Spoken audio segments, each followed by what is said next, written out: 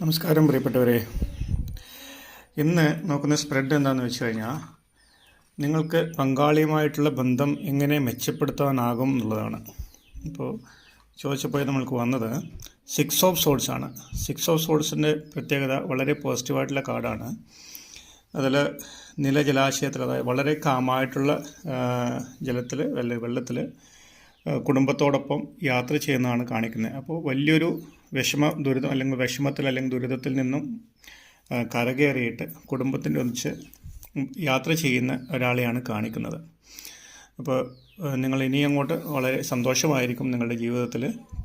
ഒപ്പം തന്നെ മാക്സിമം ആ ബന്ധം മെച്ചപ്പെടുത്താൻ വേണ്ടിയിട്ട് നിങ്ങൾ വേണ്ടത് മാക്സിമം പുറത്ത്, അതായത് നമുക്ക് ഹോളിഡേ ട്രിപ്പ് കാര്യങ്ങളൊക്കെ പ്ലാൻ ചെയ്യുക. അത് നടക്കും എന്നുള്ളതാണ് അതിൽ കാണിക്കുന്നത്.